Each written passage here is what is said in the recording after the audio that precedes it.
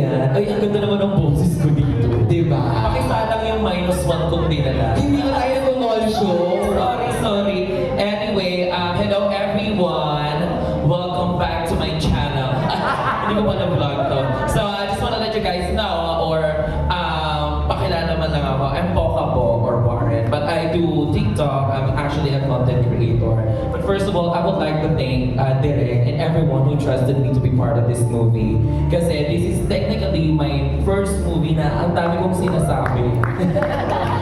Yung kumbaga hindi lang tumaan. Ate, hindi pwede yung dadaan-daan. Ganda ko, oh. May linya. Sayang naman yung sili ko nung ilong ko, mare. Di ba? Kung hindi ko ipapakita yan. And sobrang na-happy naman ako sa mga naging feedback ng mga co-actors. Wow! Don't touch me, I can say it. Yes!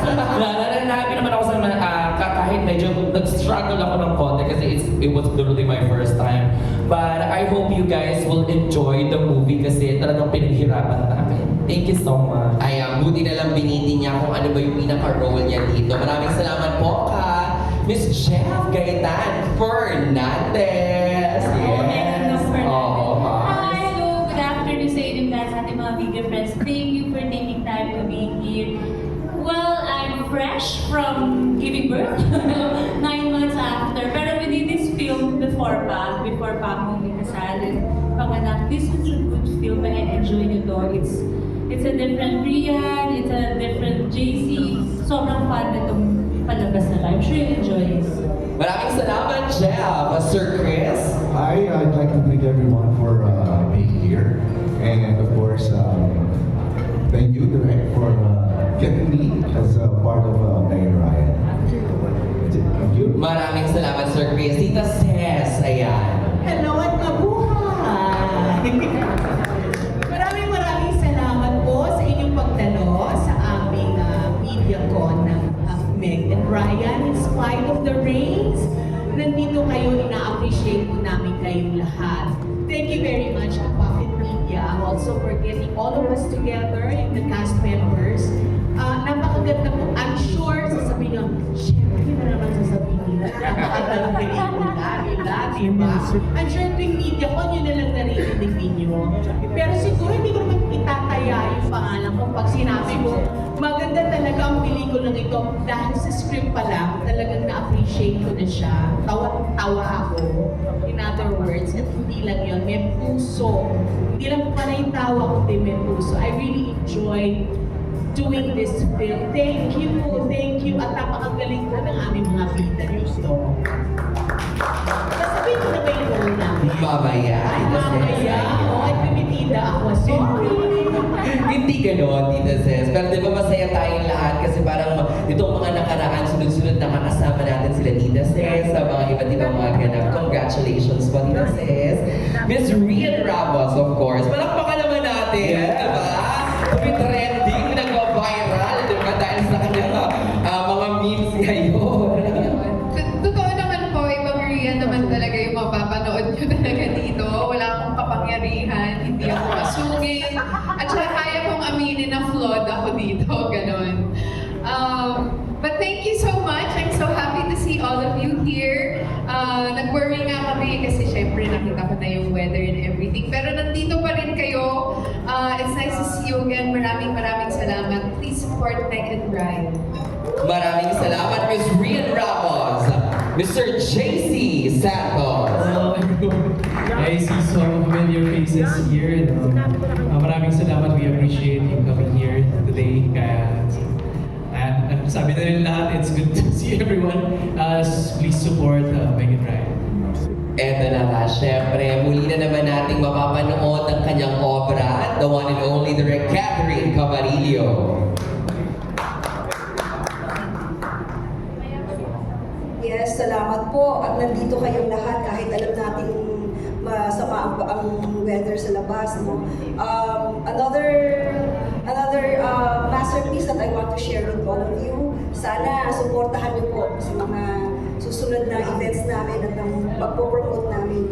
Kailangan namin ng tulong ninyo para po kahit paano mag-create tayo ng awareness sa lahat at mapagbigyan natin ng fair chance mapanood ang pelikula nito. Thank you. Maraming salamat. Muli palakpakan naman po natin ang mga cast and of course our director of Meg and Ryan. I know yung iba sa inyo napanood na yung trailer. Meron tayong 2 trailers na nilabas online. May 1 and 2. Pero siguro yung iba baka hindi nyo pa nasisilip para mas magkaroon tayo ng ideya kung ano nga ba at kung saan nga ba patungkol itong Meg and Ryan. Mga kaibigan, kapamilya, kapuso at kapatid, panoorin po natin ang trailer 1 ng Meg and Ryan. I'm sure mas lalo kayong na-excite at mas dumami ang mga questions in mind na gusto nyong iba to. Kasi para sa ating mga cast na nandito ngayon, Direk, you're very, very emotional. Direk, kanina pa po, sige Direk, pwede ba nating i-share sa lahat po na, pwede ba na si Rian din? Oo nga, ayan. Oo, di ba? Naging emotional na ang lahat. Inunahan ni Direk. Sumunod na si Rian. JC, ikaw din ba? Nandun ka na rin. Malapit na. Malapit na po, di ba? O, pero, Direk, pwede bang ikwento sa lahat ng mga nandito ano po ang iyong nararamdaman ngayon? Because this is not the first time na tayo po ay nagsama-sama para i-present yung mga obra maestra po na ginagawa niyo, Direk.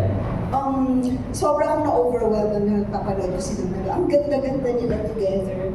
And going back to the experience while doing it, first time kong gumawa kasi ng love story niya. Sobra akong nag-enjoy sa set, hindi ako nahirapan. Ang gagaling ng mga artista ko. Binigay nila lahat ng gusto kong makita sa vision ko. And then, for a time, nag-stop siya. Hindi ko alam kung paano ko siya i-launch ulit. Kasi may particular akong song na gusto kong makuha, which is the one that you're hearing right now.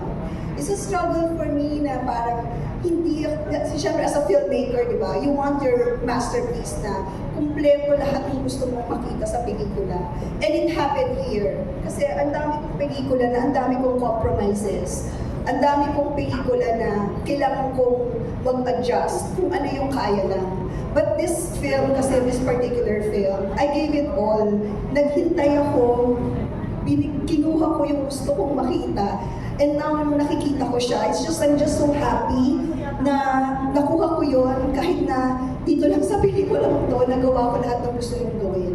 And kita ko yung support ng aking mga cast. Hindi nyo matatawaran yung naranasan ko, na experience ko, kung paano nila nirespeto ang material, kung paano nila ako nirespeto bilang director, kung paano nila binigay yung 100% nila na minahal yung pelikula. Tapos nung minto ng medyo natagalan kami to launch, akala ko hindi ko na sila makikita yung support nito. Pero nandito sila ngayon. It's a commitment that they gave me that I really value so much. Siguro kaya ako naging sobrang emotional. Pasensya na, iyakin talaga ako by nature. So yun lang po. Thank you. Yes. So pero palakpakan naman natin sila Direk. Kasi kanina nga bago magsimula, may emotional na si Direk. Hindi pa niya napapanood. Tapos sabi ko, Direk, bakit naging emotional ka? Ang kwento nga niya, sabi niya, sana ay talagang alam mo naman kung gaano kahirap ngayon ang pagpapalabas ng mga pelikula sa sinihan. Kahit anong movies ang hirap talaga. Sana itong project na ito ay mga ma-witness ng maraming mga kababayan natin. Yung kwento ni na Meg and Ryan. And Direk, di ba, kapit lang, laban lang. Kapag maganda ang kwento talaga, ito ay magkakalat word of mouth. Di ba po? Yes. At tutulungan nyo kami, di ba? Yes. Ayan. Oo. Kuya Joel, syempre direct, inidiretso na natin sa Q&A. Oo. Kuya Joel, kamusta dyan sa Malintawa? Nasa Malintawa. Charing, akala ko. Yung Malintawa na ngayon din sa Studio B. Of course, ang ating first question ay mga guys yung tumatawag si Richard Pagdicaon from Lionheart TV. Wow. Kaya masyado ko masaya sa iyo. Ang unang question. Perfect. Ayun, congratulations po Direk. Yung first question ko kay Poca, bilang first acting project mo to, tapos movie pa. So, kamusta yung experience and paano mo siya pinagandaan? And syempre mga, sabihin na natin veteran na rin yung mga kasama mo, magagaling talaga. So, paano yung naging preparation mo para syempre hindi mapahiya ang isang Poca? Wala lang, pumunta lang ako. Nakakambog. No. So first of all, may audition na nangyari. Nag-audition po kami. Actually, 2 roles yung pinag-auditionan ko. Yung isa, parang feeling ko hindi ako. But I still audition for it. Kasi kay Rian yun. Kay friend yun.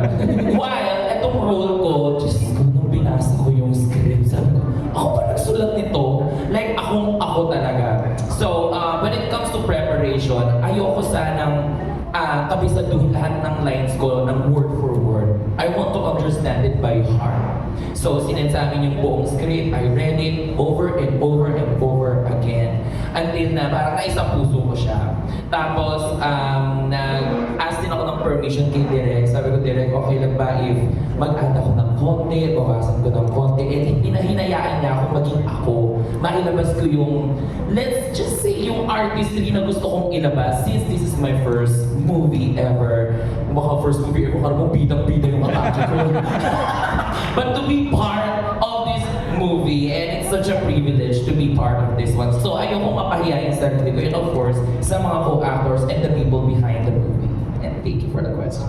And kung sa yung experience mo, sino ba yung mga nakakatrabaho mo sa film? Nakatrabaho ko po, of course, si Derek. And si JC po yung matagal kong kasi ka-work niya ako, yung sa office niya. Kami yung magka-work doon. So, Sarah, ganyan, which is araw-araw ko naman ginagawa. So, parang wala namang masyadong nagbago. But, all in all, it was such a great experience. One of the books for me as a content creator. Yan lang po. Thank you. Thank you.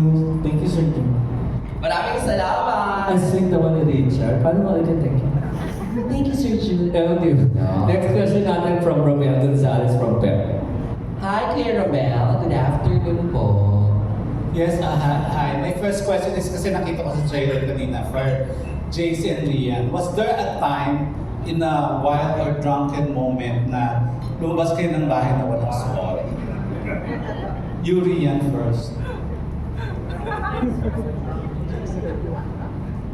Kahit naman hindi wild and drunken ginagawa.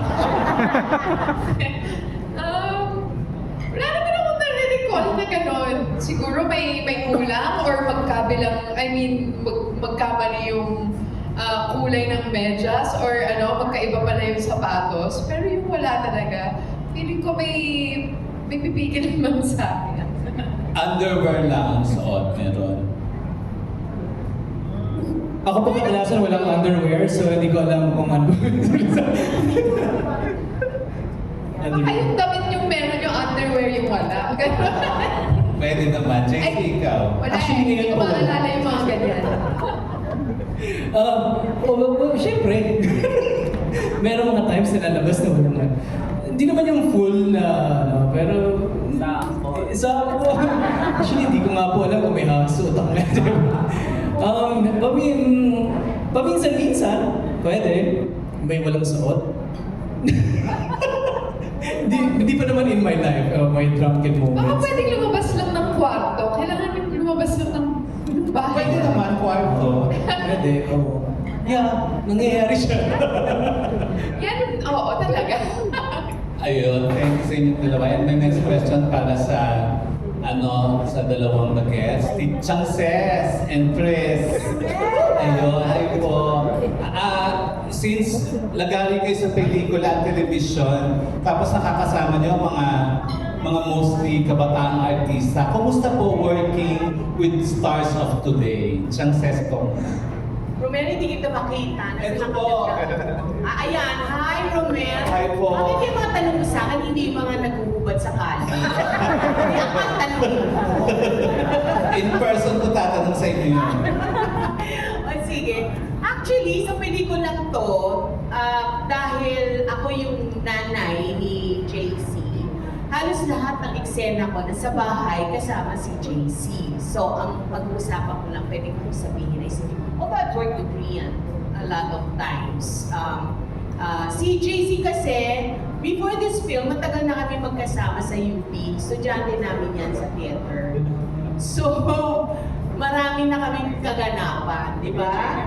With JM de Guzman. Yan yung mga babies namin in the theater. So, ako naman, now that we're working in this film, at take note, bida na siya. So, you cannot imagine the pride that I have working with our students who are doing very well in the industry.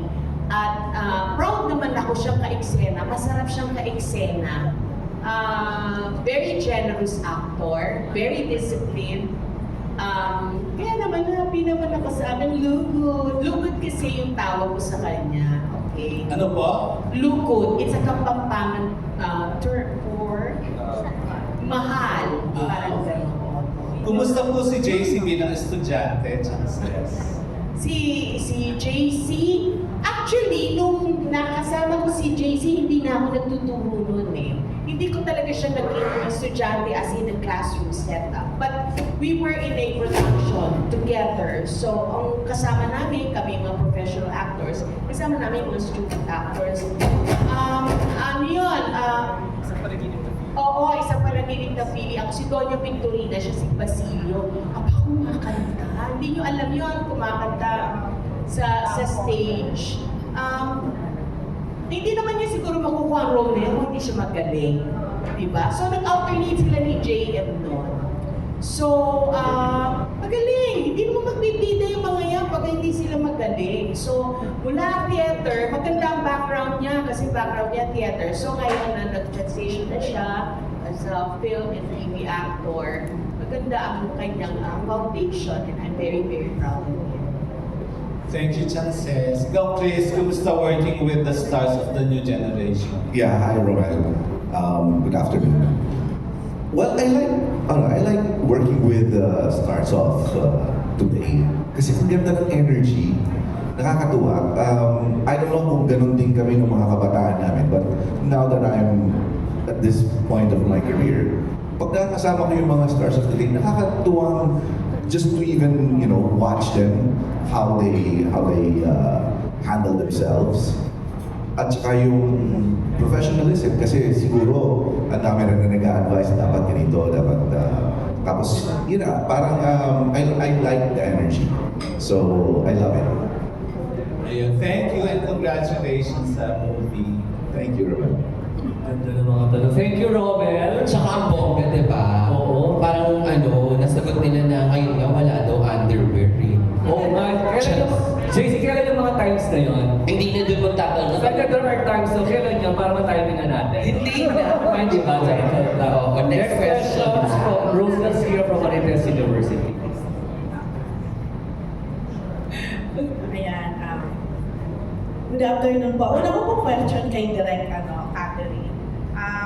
Curious lang ako, bakit Meg and Ryan? Kumbaga we all know that tagaling natin ng N, and this is Meg Ryan, the Hollywood star. Okay. Meg and Ryan, I just like to acknowledge and inform everyone that this was written by Gina Marisa Tagasa. So, si Manay Gina is a fan of Meg Ryan. You know naman, Meg Ryan is the queen of rom-com, sila 80s, di ba? So, when we were doing yung collaboration of the content, hindi talaga Meg and Ryan ang title ng film. But, as we go along, ang ganda ng characterization na nabuo. And nagmana sa amin yung character ni Meg and Ryan. So, si Manay, ang instinct na can we use Meg and Ryan as a title? So, I gave a green light to her na, sige, maganda naman at kakaiba, hindi siya yung, wala masyadong sinasabi. Kumbaga, Meg and Ryan, it speaks of the character of the story. So, that's the evolution of it. Actually, bongga nga, may recall talaga siya. Then, my next question, para kay JC at saka kay Rian. Correct me nga, baka mamaya mali ako. Is this your first time together, working together? Yes. So, kayo na. So, how was it muna, working in this field? Ano yung mga na-discover nyo din with each other? Kasi, oo nga pala, JC is more on ABS and Rian is all, we all know, a loyal kapuso talaga. So, how was it? I really enjoyed the whole experience. Sobra talagang, totoo yung sinabi kanina ni Tita Ses, na talagang napaka-generous niya as an actor. If there's anything that he can do to help you in the scene, he will.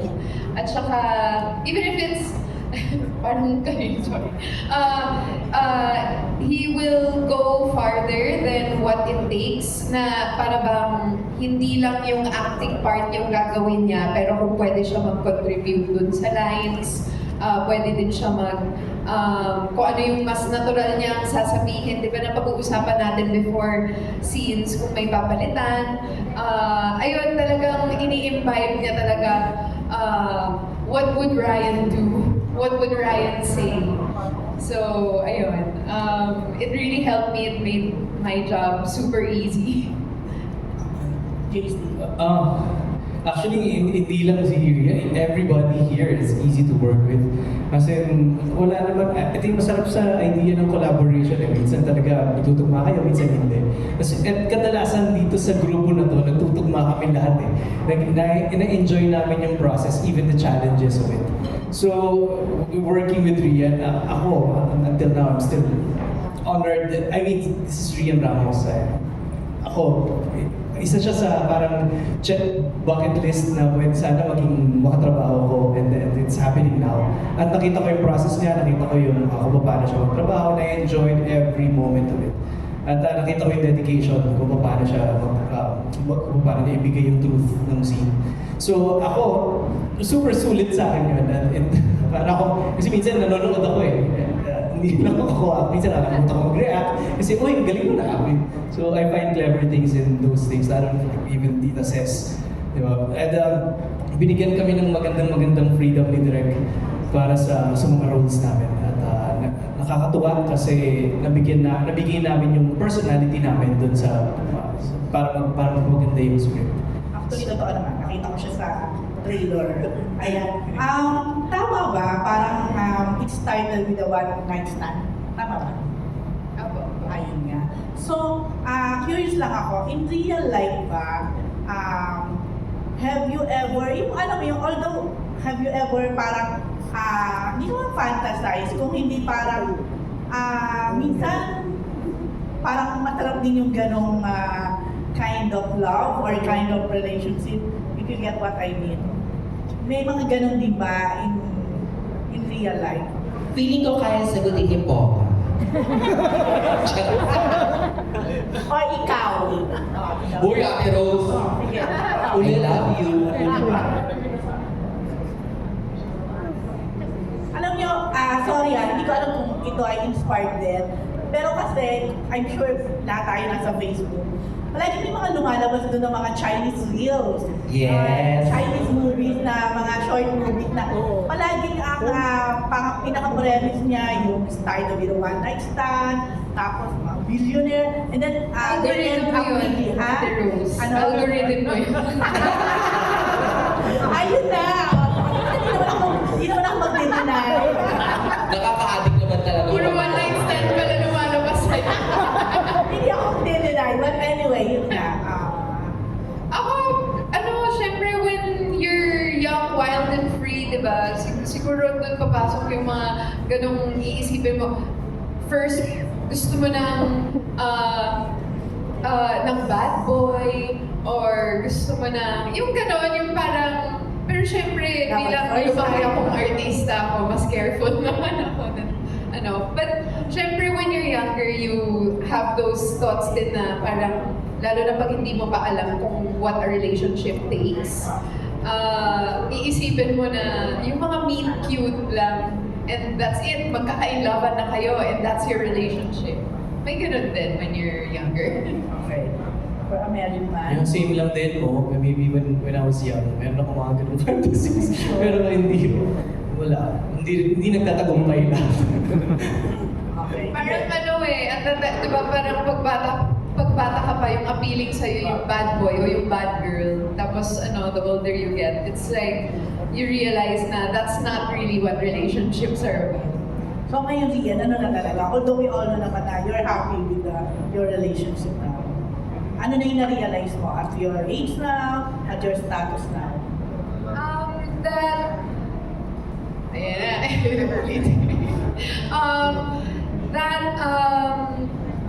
The right person for you will not tell you who to be, but they will inspire you to make yourself better and be a better person. Hashtag Megan Ryan. Okay, thank you. Good luck and congrats. Grabe naman ang tanong ni Ate Rose. Ang ganda rin ang sagot niyo riyan, Totoo. Pang-miss you. We have a winner. Yes. Siyempre, hindi mo papatalo ang from Marites University, we go to Marisol Academy. Wow. Siyempre, di ba? Yung mga asan na ba si Andito si Ate Mildred Mildred Bacon. Kuya Romel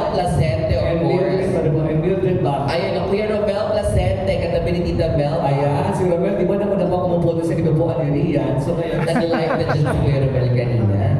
Kaya niyan, hindi ko pa napapagod, tuloy-tuloy yata yung movies na ginagawa mo. From one movie to another. May time ka pa ba kay Sam? Wow. Diretso. Kaya ito, meron pa kayo ditong Medyo Panes dito, di ba? Anong Chorbanes, Kuya? Yun na yun. Pero may lapsin. At hindi pa kayo, kung meron naman, hindi pa kayo nagkakailangan na first time to work together. Kung ka kayo complain. Careful ah. Ay, siyempre movie lang naman lapsin, siyempre. Yan. Kung meron naman, hindi pa kayo nagkailangan since first time yun na partner. Siyempre it's a love story, so talagang dapat natin ipakita kung ano yung, kung paano talaga nagka-inlovean si Meg and Ryan, di ba? And of course, it's not meant to be. Nagkailangan, well, honestly, love scenes are some of the most awkward scenes that you can possibly do. I get asked a lot kung nagselos ba si ganito, parang but sa totoo lang, ang hirap din talaga na tanggalin sa isip mo na napakadaming taong nanonood. And so, it's really up to the two of you to trust each other and try your best to make each other feel comfortable. Kasi nga, there are so many factors why you should be uncomfortable. Conscious ka sa katawan mo, conscious ka kasi nandito, katabing-katabi lang ang face mo yung cameraman, di ba? So, may mga ganon. But if ever may ilang factor naman, it's not because of JC. He definitely was a gentleman the whole time, making me feel as comfortable as possible. But, totoo lang, you can't be fully comfortable in a love scene. It's impossible. Hindi din kaya. Yeah, tama naman po. Uncomfortable naman talaga. Kasi me personally, I take it like a choreography. I really just want to sell it like it's happening when it's really not. So as much as possible, talagang stick lang ako sa choreography. So wala naman talaga usually pag ganun, mahirap na yan eh. Or you're thinking about a lot of things in just one scene. So as much as possible, mas technical siya.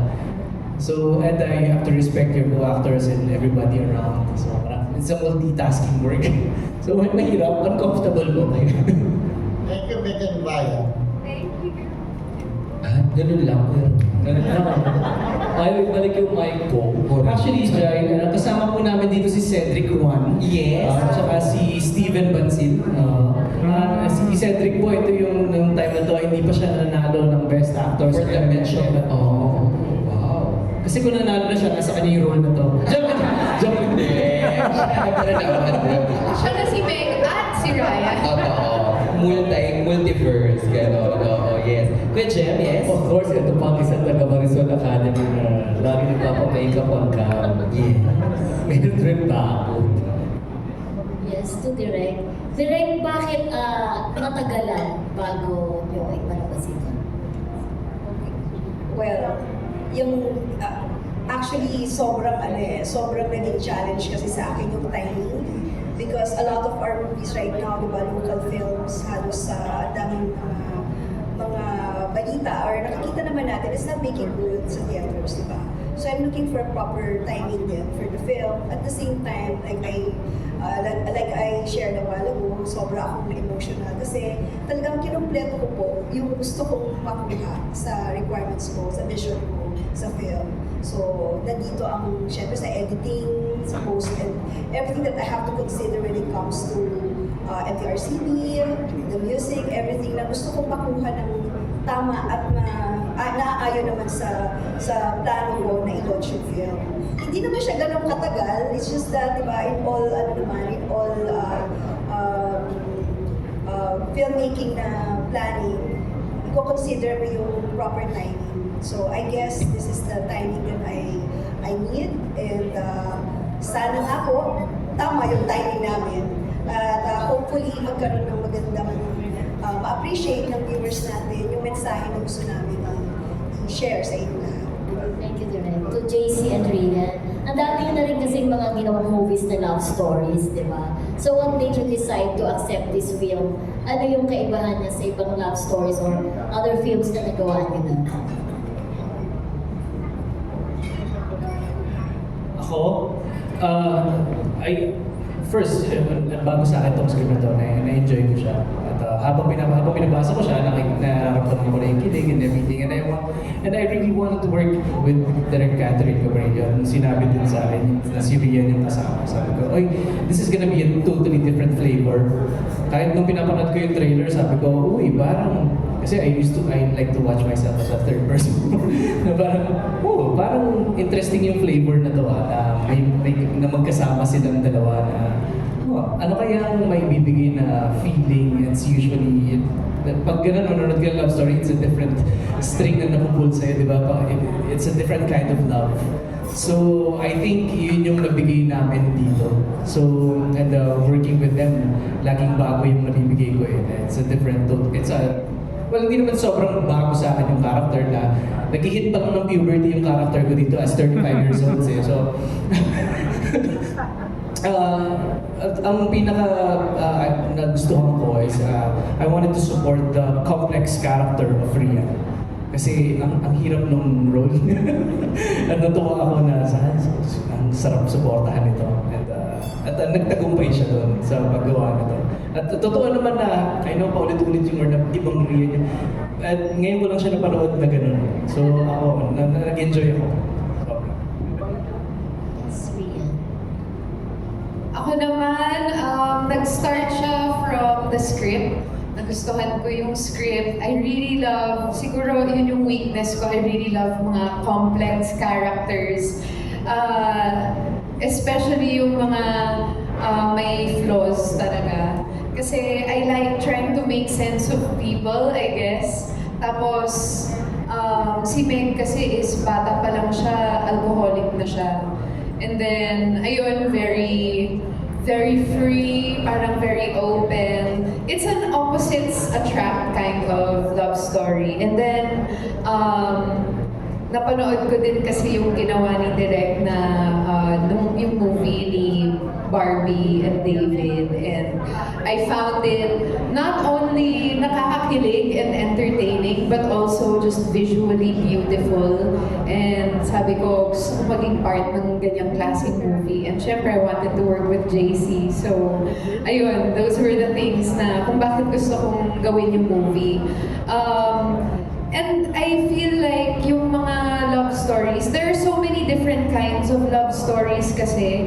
And I felt like this one needed to be told kasi parang this is how I view love also na lahat tayo may mga flaws, may pinagdadaanan tayong sariling journey with our mental health and with yung mga personal natin na trauma sa buhay. And it's when you find a partner who can understand that about you and not expect perfection. Parang, ayun, parang kaya I felt na this is a love story that needs to be watched and told. Thank you. Thank you. Thank you so much, Ate Mildred. Kuya Jem, parang halos meron dun sa... Oo nga Actually, susunod na magtatanong, I disorder Mark Dramador, MJ De Leon, MJ De Leon and then Leo Mendiola. Mark Dramador. First na kay Direk, gawin kasi managing natin kasi sa talaga-driver niya naman. Meron ba sa eksena dito sa pelikula na may tuturing mo Direk na paborito mo and how that's sinapansin? Okay. I can name so many scenes actually, pero yung pinaka nagustuhan ko dito is first time nila yung conversation nila sa restaurant. Hi, I'm Ryan Bendiente. Doon pa lang sa scene na yun, napakita na yung complex opposite and personality ng dalawa. And I enjoyed watching it during that scene kasi nakita ko yung paano si Rian, nandun yung personality niya. Dire-diretso yun spontaneous yung yung dialogues niya. Actually, hindi sila by the script Nakumuha nila yung context ng script, pero the way they say it fluidly and fluently ako. Kasi hindi ko kailangan silang i-instruct ng sobra-sobra. I just want them to, feel free to do your own take on your character. At hindi sila lumiis doon. And then with JC, wala siyang masyadong dialogue na sinabi. But all the nuances, the reaction that I needed to capture, nandun. Nagsasalita yung reaction niya, yung ngiti niya, yung tingin niya as Ryan kay Meg. My God, for me, that's perfection. As a filmmaker, pag nakuha mo yun, yung vision na yun, na hindi ka nagdalawang isip na i-redo or what do you call this, irritate. For me, that's a very, very fulfilling moment as a director. So, of course, alam natin magagaling sila pareho, di ba? Pero talagang yung pagiging magaling nila, nag-exceed yung expectation ko. This is the first time that I worked with them. So, kaya medyo kinakabahan ako in a way kasi magagaling sila under craft. And naman, nagsisimula pa rin na magpakilala bilang director. So, I wanted to have this freedom sa kanilang dalawa. Magkaroon kami ng collaboration because sa galing nila, I don't think I can just strictly push kung ano yung vision ko. It needs collaboration para mapaganda pa namin. So that's what I did to make it more interesting and make it more fulfilling for everyone. Thank you, Doc, sabi niya. Thank you. Direct question also for you kasi nakita namin kanina sa trailer. Ang ganda ng chemistry ni JC and ni Rian. How did the idea of JC and Rian together come about? It started with inaay ko na talaga silang makatrabaho before. Aside from I know their own craft na talagang magagaling sila. When I read the script, hinanap ko yung mga physical attributes at the same time, yung personality nila. So I tried to, di ba pag as a director, pag binabasa mo yung script, ini-imagine mo na kung sino yung pwedeng character dito. And then, pero then again, inisip ko rin na baka hindi tanggapin. Pag pinitch, may mga ganun eh. Meron kang gustong certain artista sa isang role, minsan hindi tatanggapin, di ba? So, yung part na yun, inano ko muna, trinay ko muna, okay, sige, baka sakaling hindi tanggapin, this is the plan 1, plan A, plan B, may ganun ako. Kaya nung pinitch namin sa kanila, syempre sila yung unang priority na pinitch sa kanila. Nakita ko kaagad, the way they, Zoom meeting lang yun, nakita ko sa kanilang dalawa na they can pull off the characters of Meg and Ryan. So it's not hard for me na later on, ginawa namin yung pelikula. And knowing them, sobrang professional.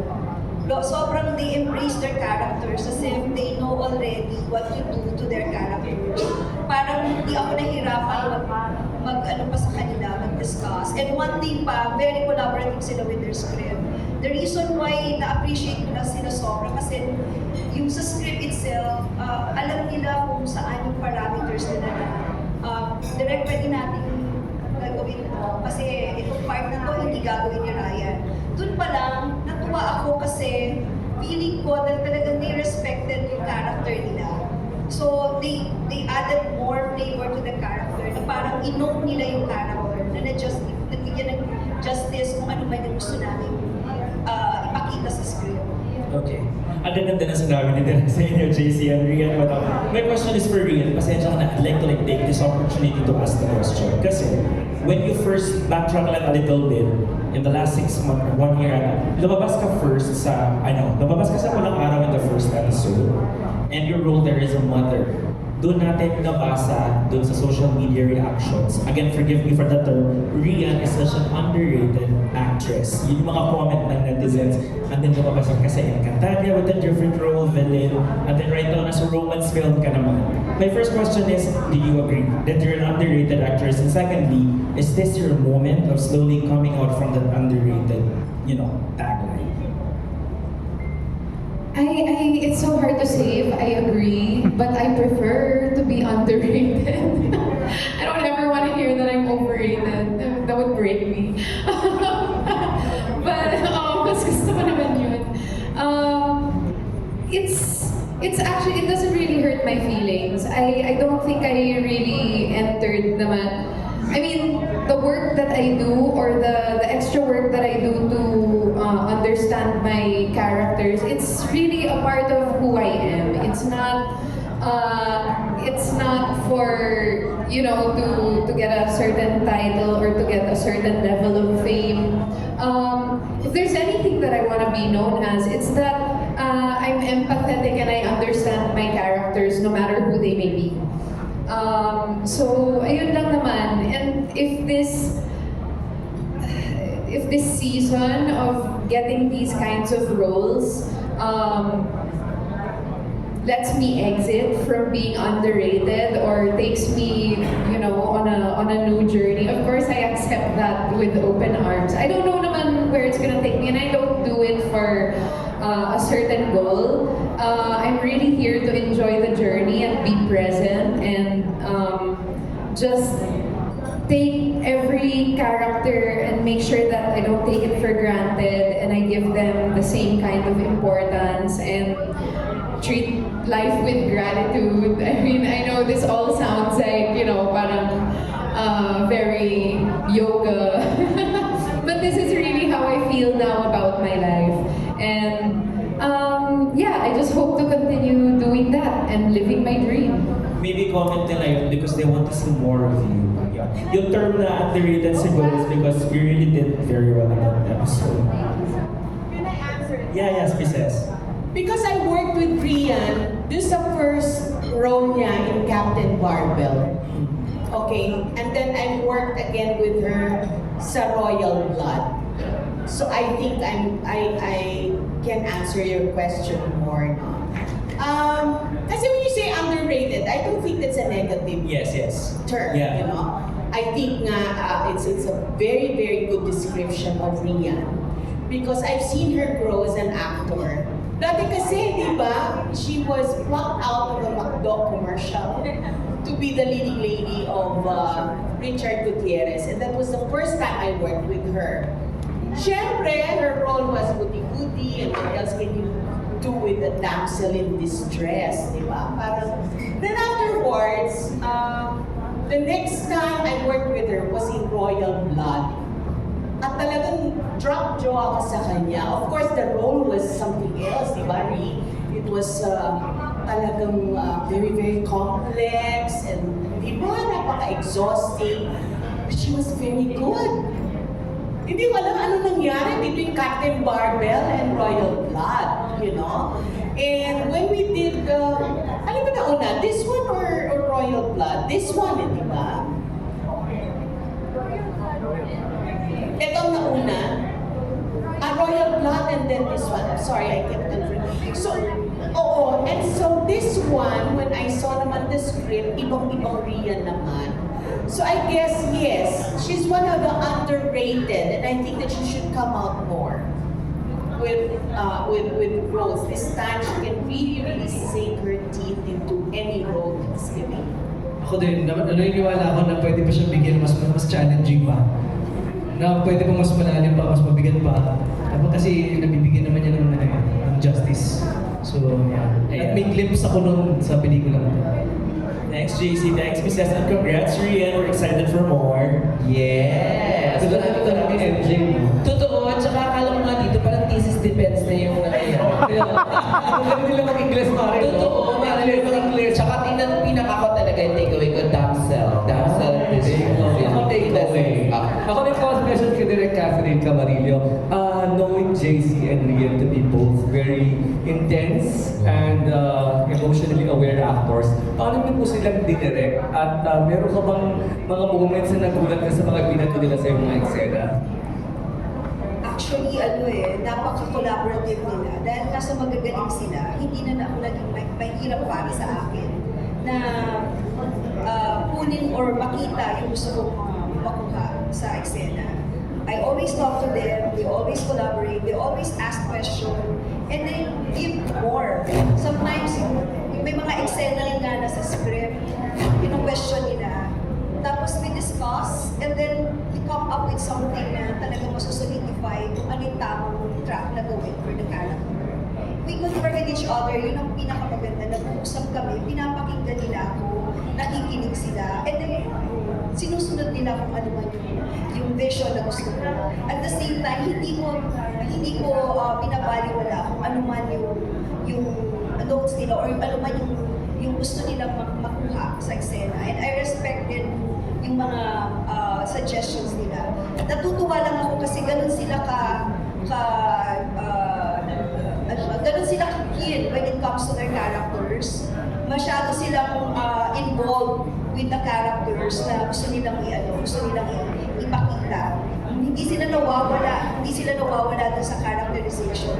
At ang katulong ko sila actually sa pagbuo ng magandang paghulma ng mga characters nila. Kaya ganun yung lumabas. Sorry, can I add? This is probably one of the reason kung bakit gusto ko din yung script. Kasi kinwestiyon nito kung possible ba ang opposites attract.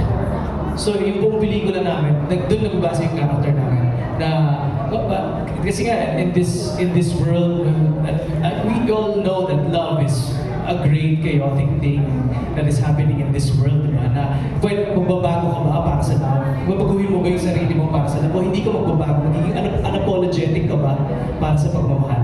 So ito yung dinadaanan ng character namin na kini-question namin, dinidebate namin, kaya may discussion every scene. Kasi gusto namin matawid na, ki-question ito ng tao kung possible ba siya na totoo ba ang yung magbabago ba ako? Babaguhin ko ba yung morals and values ko because of love? Or magiging unapologetic naman ako? O sila yung magbabago para sa akin? So, ayun. So, hinimay namin ng todo yun. Hanggang sa, ayan na siya. So, sana, sana openness. Yes, mapanood. Tama. Kakawin mo na ako dito. Thank you, Direk. Thank you, JC. Thank you, everybody. Siyempre, nandito si Leo Menjola eh. Ayan. Ay, Jojo Panaliga is in the house. Tapos susunod si Oji Narvaez Rodriguez. Wow. Good afternoon po. Kay Direk Catherine po muna. So you mentioned kanina na yung Torete yung perfect song for the movie. Why po Torete? Torete. Yeah, Torete kasi if you're familiar with the lyrics of Torete, it speaks a lot of subliminal messages about getting that experience na valuing the sex in it, what do you call this, the union, yung mabuhay yun, the lyrics itself, it speaks a lot about Meg and Ryan. So nung tinignan ko yung lyrics at in-interview ko yung mismong composer, he just said na nakita niya through the trailer yung connection ng kanyang sinulat na lyrics sa Meg and Ryan. So sabi ko sa kanya, pareho pala tayo ng interpretation with the lyrics at the same time, the movie that I want to pursue. So in a way, dun sa konteksto na yun, pumayag siya na ipahiram ang Torete. Kasi hindi ko naman siya, like ako as a filmmaker, I just don't get music or soundtrack na ilalagay ko lang sa pelikula ko just to be there and get the hype of it because maganda. I wanted the connection, the unison of it, na makita yung connection ng music, ng story, ng characters, para mas maging buo yung experience natin, ipahatid kung anong mensahe ng pelikula. Thank you, Direk. And the next question is for Rian and JC. So, during your character study, while you're playing the role of Meg and Ryan, ano yung characteristic na pinaka-nakarelate kayo? And also, ano yung characteristic ni Meg and Ryan na wish nyo ganun din kayo? So, ang role ko kasi dito, kami na lang ng mommy ko ang nasa bahay. My dad, pwede ko naman sabihin. So kami na lang ng mommy ko. So I'm probably yung mama's boy. So may standard yung character ko of what love is. May standard siya na yung una mong makikilala, yung unang ibibigay mo yung sarili mo, siya na dapat. So, may ganun siyang, sana yung una mong magbibigyan ng sarili mo, sana siya na. So, I'm with that kind of ideas, di ba? I hope na gusto ko pa rin mapunta dun sa ganung mindset of things na kung ano yung bibigyan ko ng, hindi naman like physical self, kung ano yung paglalaanan ko ng pagmamahal, sana siya na. So, well, achieve ko naman na siya. So, I think yun yung medyo malapit dun sa ideals ko with the character. Masakit ko may tanong. So, Yung character si Meg, ano siya, ayun nga, parang marami siyang pain from her past or from her childhood na hindi niya na-open up sa ibang tao. So yung ginagawa niya para ma-escape yun is lumalabas siya with her friends, di ba? Nagbabarkada siya. She does fun but crazy stuff and she drinks until mawala siya sa sarili niya. Parang yun yung parang pinaka-escape niya from feeling her feelings. Hindi ako ganon. Charot. Yun pala yung sasabihin. And I can relate to those feelings na parang, ano ba yun, yung when you feel sad and you can't open up to other people. Ayun, kaya parang gusto ko talaga siyang i-play. Kasi this movie also says something about that and how you handle the things that you go through in life and where it takes you also kasi medyo pinabayaan niya talaga na ng sarili niya just to escape the feelings. So yun, I find that very human, very relatable, and whether we show it or not, because syempre when we face everyone, we have a smile on our face and we're always happy, we're always okay, we always look great, and we have a perfect life and perfect relationship, diba? But ayun, deep inside, alam kong lahat tayo may mga ganong pinagdadaanan, and ayun, parang I connected to that loneliness in her na sabi ko, all people have that.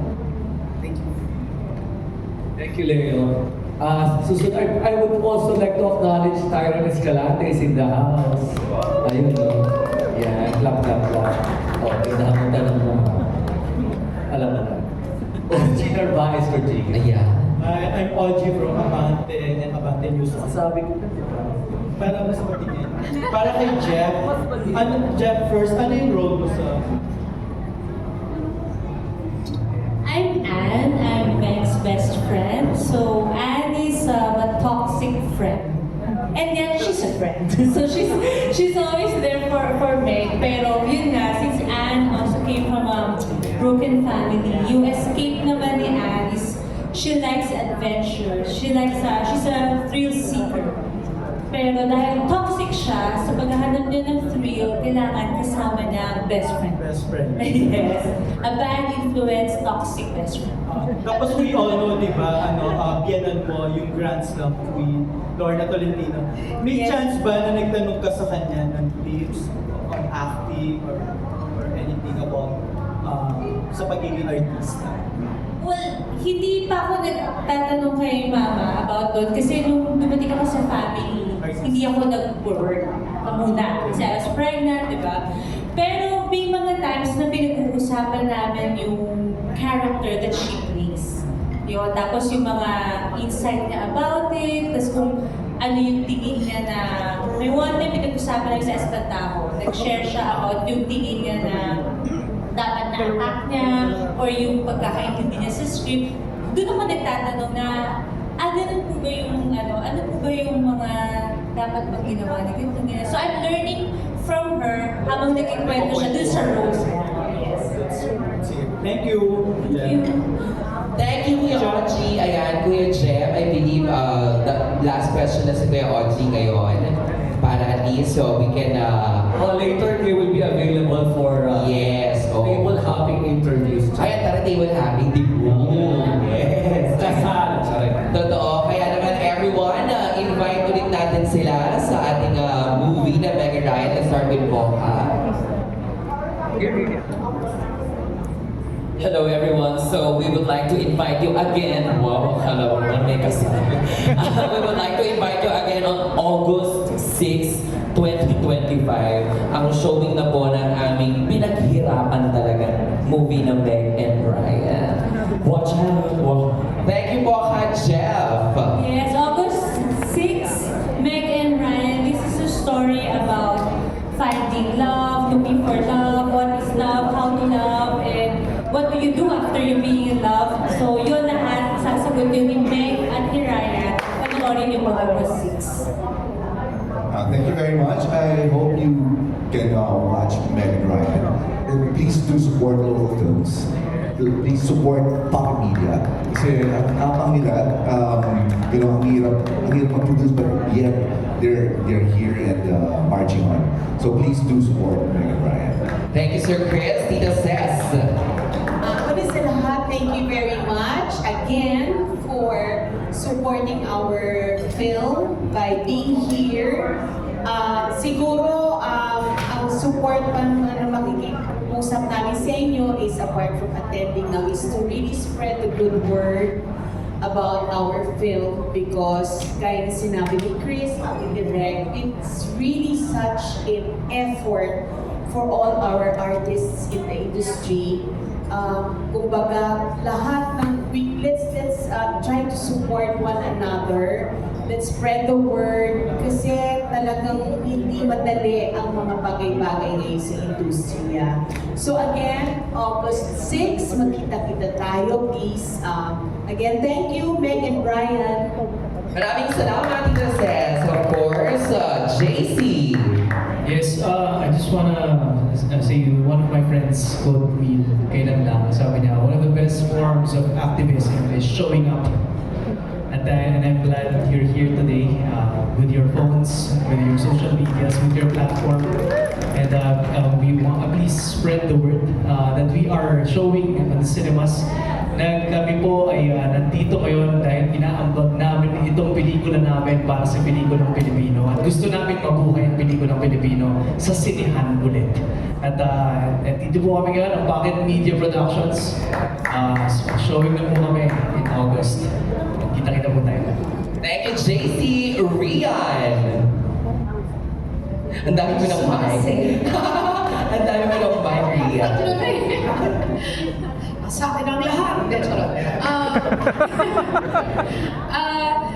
Yes, please support our movie. We would really appreciate if you help us bring people to the theater kasi hindi lang po sa maganda yung script, magaling yung director, pero visually po talaga masarap po panoorin yung movie namin. Hindi po sila nag-skip ng mga steps or even with the equipment na napili ni Direk. Everything was done with intention. Kaya yung quality po ng movie na to, ma-appreciate nyo talaga pag nakita nyo sa sinehan. So please do help us to bring people there para makita nila yung extra effort na yun na sa totoo lang, bihira na lang natin makikita. So, ayun, thank you so much, Direk, for including us in such a quality movie. And mabuhay ang pelikulang Pilipino. Yes, of course. Mabuhay ang pelikulang Pilipino. Direk Catherine Camarillo. Ngayon pa lang po, napapasalamat ako sa lahat ng mga nandito na tumulong ngayon na nandito na nagtanong ng mga magagandang questions na may bahagi namin yung hard work na ginawa namin sa pelikula ito. Nakikiusap po kami lahat, magtulong-tulong po tayo para po sa pelikulang to at the same time sa industriya natin. Napaka-challenge po ng industriya ngayon pero walang mahirap po, lahat po tayo magtutulong-tulong na mag-itaas kung ano man at suportahan kung ano man ang pwede natin kaya ambag sa industriyang Pilipino. Suportahan po natin local films, suportahan po natin Meg and Ryan, August 6 po. Thank you.